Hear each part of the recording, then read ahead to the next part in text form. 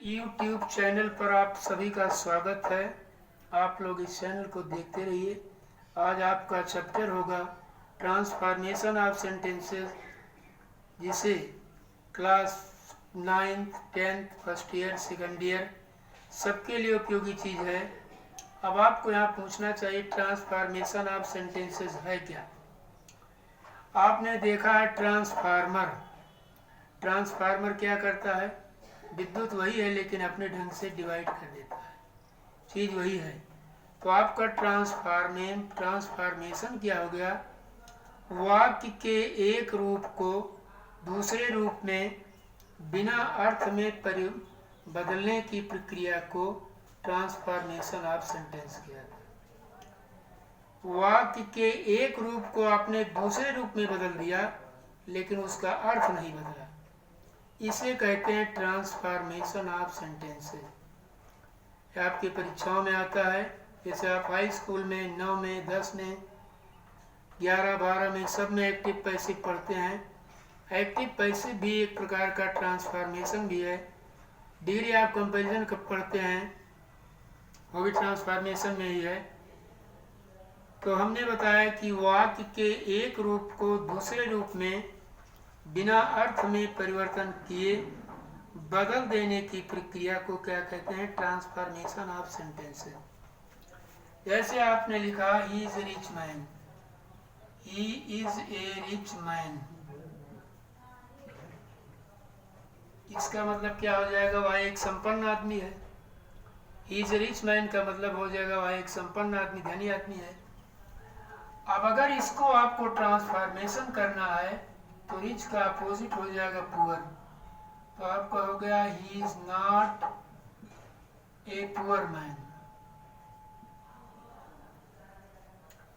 अब दोनों के अर्थ में क्या परिवर्तन हुआ बताइए। जैसे आपका पहला ही इज रिच मैन, वो धनी आदमी है, ये हो गया is not a poor man, गरीब नहीं है। तो जब गरीब नहीं तो धनी है ही है। इसी प्रकार से वाक्य के एक रूप को दूसरे रूप में बदल दिया गया लेकिन उसका भाव वही रहा, अर्थ वही रहा। इस प्रक्रिया को कहते हैं ट्रांसफॉर्मेशन ऑफ सेंटेंसेस। अब आपके समझ में आ गया हो what do you mean by transformation of sentences. Next example लिखिए, Mukesh is an intelligent, INTELLIGENT intelligent student. इसका हिंदी क्या होगा? मुकेश एक इंटेलिजेंट विद्यार्थी। इंटेलिजेंट की हिंदी होती है मेधावी, जिसकी बुद्धि तेज होती है।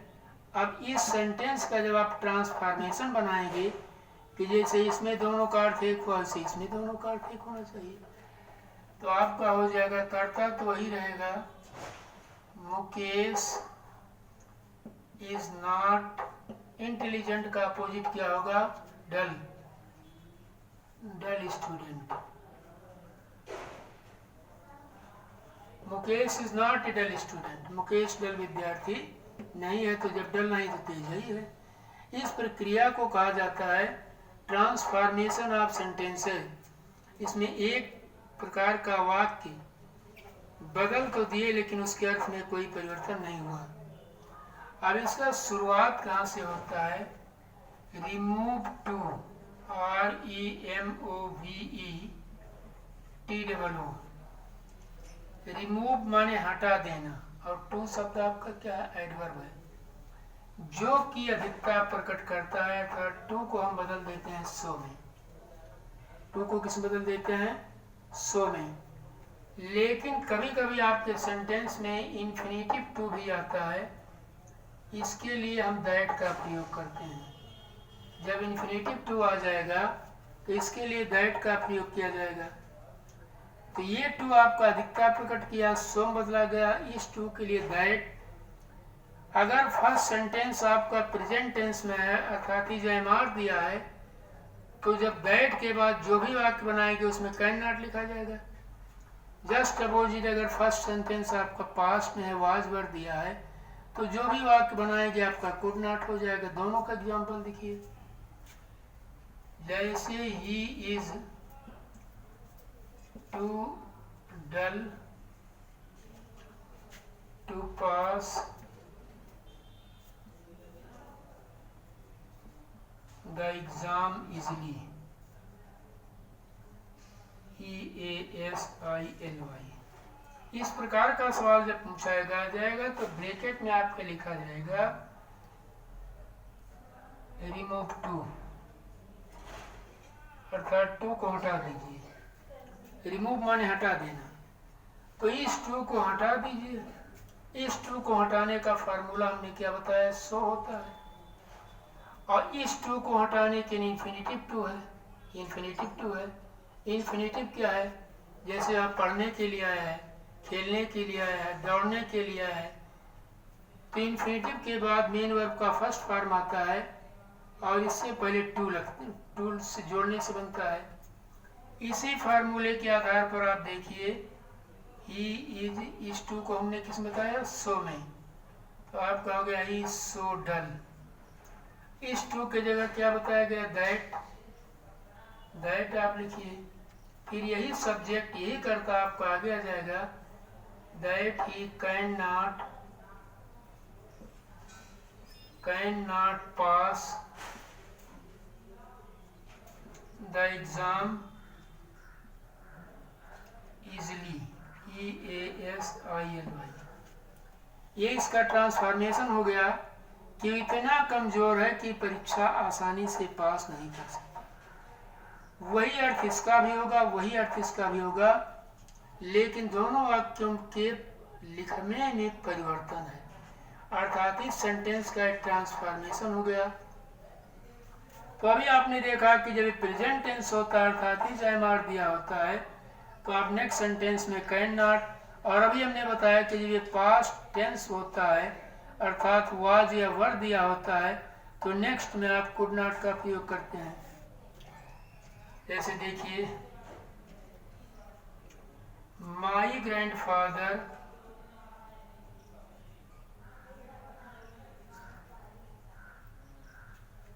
was too old and weak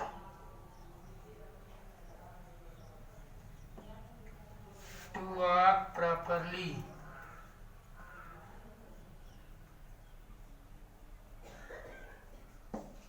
ये सेंटेंस आपका हो गया कि my grandfather was too old, ऊपर वाला आपने देखा प्रेजेंट और नीचे वाला देखिए पास्ट में। हमने बताया कि अगर ये प्रेजेंट है तो कैन नॉट हो जाएगा, अगर ये पास्ट है तो कुड नॉट हो जाएगा। अब देखें कि कहाँ यहाँ वाज लगा, तो जाहिर सी बात है पास्ट में है। अब आपका हो जाएगा माई ग्रैंडफादर वाज, इतने में तो आपका कोई परिवर्तन नहीं होगा। इस टू को आप बदल देंगे सो में, इस टू को किस बदलेंगे, सो में, तो आपका हो जाएगा my grandfather was so old and weak. इतना सबके समझ में आ गया होगा। बस कुछ नहीं करना है, केवल TOO को सो में बदल देना है, बाकी वैसे लिख देना। इस TO2 की जगह आपको लिख देना दैट। अब ग्रैंड मदर होता तो सी आ जाता, अब ग्रैंडफादर है तो ही आ जाएगा। तो आपका हो जाएगा my grandfather was so old and weak that he could not walk properly. समझ आ गया ना। अब ये मैस्कुलिन जेंडर में है तो ही, अगर ये फेमिनिन जेंडर में होता तो सी। अब ये इस फार्मूले को आपने समझा ट्रांसफॉर्मेशन मेथड से, लेकिन कभी कभी सेंटेंस में इन्फिनेटिव टू नहीं रहता है, ये टू नहीं रहता है, इन्फिनेटिव टू यही है, अकेले टू रहता है जो कि अत्यधिक अधिकता प्रकट करता है, केवल यही टू रहता है। इसको हटाने के लिए आप लोगों को क्रॉस क्वेश्चन करना चाहिए कि सर दोनों टू ना रहा, एक टू रहा, तब आप क्या करेंगे, यही को अधिकता प्रकट करता है। जैसे आपका सेंटेंस है the weather is too hot, the weather is too hot, इसमें एक टू है जो कि अधिकता प्रकट करता है। इसको हटाने के लिए क्या फार्मूला होगा, ये आपको पूछना चाहिए। अगर किसी भी सेंटेंस में एक टू आया है, TOO जो कि एडवर्ब है और अधिकता प्रयोग करता है, तो आप सो का प्रयोग नहीं करेंगे। सो का प्रयोग कब करेंगे, जब इन्फिनेटिव टू और एडवर्ब टू दोनों हो जाएगा। जैसे आपका एडवर्ब टू इन्फिनेटिव टू है। तो जब दोनों रहेंगे तब तो आप सो का प्रयोग करेंगे, और जब यक्का रहेगा तो सो का प्रयोग नहीं करेंगे। निम्नलिखित 3 शब्दों में से कोई एक शब्द लगाएंगे। नंबर 1 शब्द आपका है वोबर, नंबर दूसरा है एक्सटर्मली, EXTREMELY, और नंबर तीसरा है beyond the proper limit, proper PROPERLIMIT।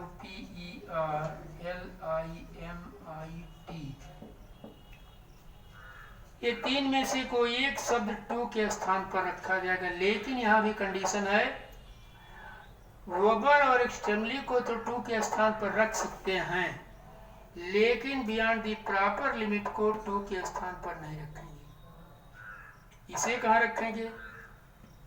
इसके बाद वाक्य के अंत में। तीनों समझ लीजिए।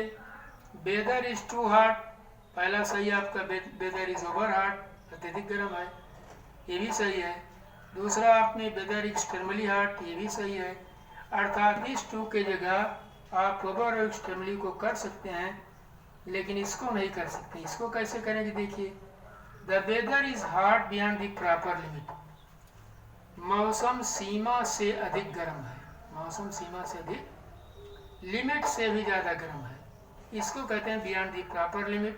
तो ये भी क्लियर हो गया कि जब आप ओवर और एक्सटर्मली को लिखेंगे तो टू के स्थान पर लिखा जाएगा, और जब बियॉन्ड द प्रॉपर लिमिट को लिखेंगे तो इसके बाद लिखा जाएगा, एडजेक्टिव के बाद। हॉट क्या है? एडजेक्टिव है, इसके बाद लिखा जाएगा।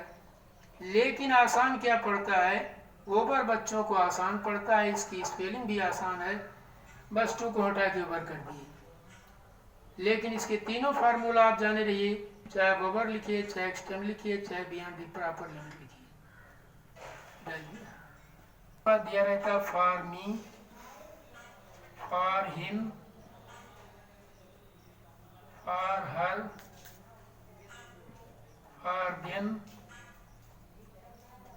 For us. तो इसके लिए क्या करेंगे आप, ये देखना आपको कि जब इस प्रकार के वाक्य को ट्रांसफॉर्मेशन किया जाएगा तो कैसे हल करेंगे। अगर वाक्य में फॉर मी दिया है तो आपका लिखा जाएगा दैट आई, अगर आपका फॉर हिम दिया है तो दैट ही, फॉर हर दिया है तो दैट सी, फॉर देम दिया है तो दैट दे, फॉर अस दिया है तो दैट दी। ये फार्मूला आपका हो गया। फॉर मी के लिए दैट आई, फॉर हिम के लिए दैट ही, क्योंकि मैस्कुलिन जेंडर है, और फॉर हर के लिए दैट सी, क्योंकि फेमिनिन जेंडर है। फॉर देम के लिए दैट दे, प्लूरल नंबर है, अस के लिए दैट दी। इसी फार्मूले पर एक देखिए, this question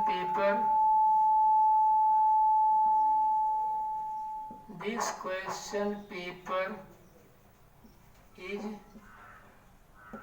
to difficult and complicated, माने जटिल, COMPLICATED, complicated for them to understand easily। ये बताइए, दूसरे ढंग से हो गया, this question paper is too difficult, difficult माने कठिन और कॉम्प्लिकेटेड माने जटिल। डिफिकल्ट मीन्स कठिन और कॉम्प्लिकेटेड माने जटिल, फॉर देम माने उनके लिए, टू अंडरस्टैंड इजली। तो फार्मूला यहाँ तक वही होगा, टू को आप बदल देंगे किसमें? सो में। अर्थात आपका हो जाएगा this question paper is so difficult and complicated. यही हमने परिवर्तन बताया, जैसे ऊपर लिखा गया है, फॉर देम के लिए क्या लिखा जाएगा? That they. लिख रहे हैं आंसर, देखिए, दिस क्वेश्चन पेपर इज, इस टू को बताया गया सो बदलिए, so difficult and complicated, COMPLICATED CATED। अब फॉर देम ही बदलेगा, फॉर देम के लिए क्या हो जाएगा, दैट दे। अब चूंकि आपका इज है तो क्या हो जाएगा, कैन नॉट या कुड नॉट। अभी हमने बताया अगर प्रेजेंट है तो कैन नॉट, अगर पास्ट है तो कुड नॉट। तो that they can not understand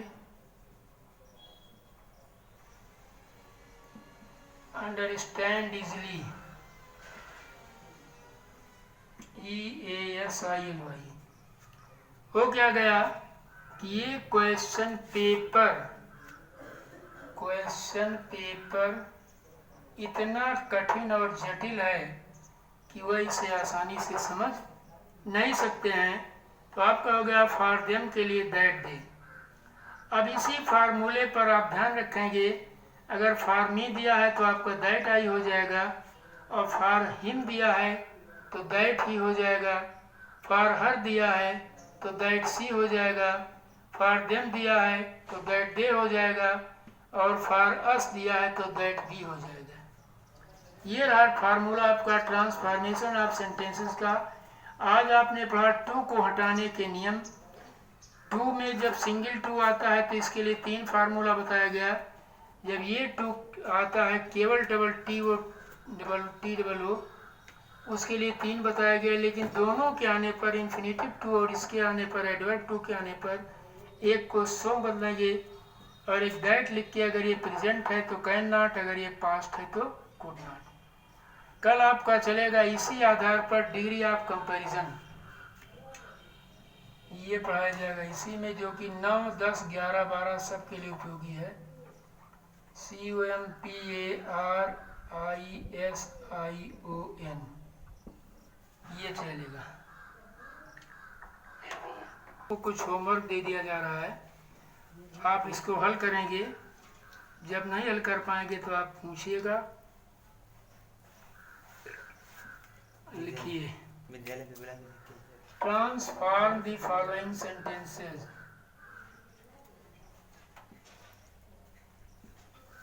transform the FOLLOWING sentences।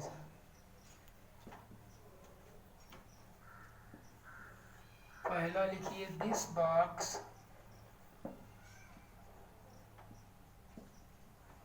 was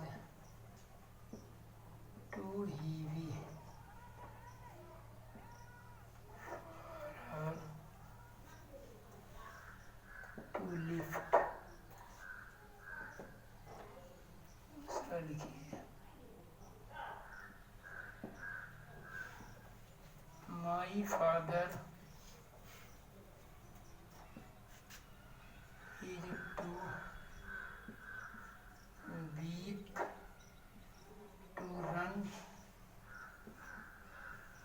the race। तीसरा, the WEATHER too cold। चौथा, the principal was too busy to attend the meeting।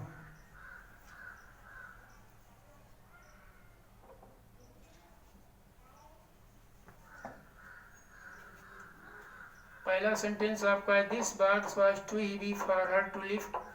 दूसरा है, my father is too weak to run the race. और ये weather too cold, ये sentence में सहायक क्रिया हमने छोड़ दिया, पढ़ा लीजिए। Was, the weather was too cold. Principal was too busy to attend the meeting. एक और लिख लीजिए बस, माई फ्रेंड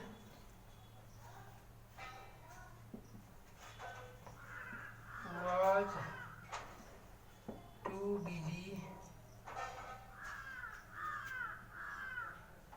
to attend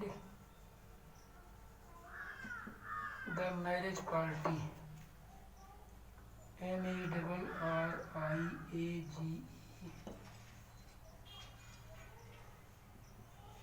ये हल कीजिएगा। कोई दिक्कत होगी तो आप क्रॉस क्वेश्चन करके पूछिएगा भी।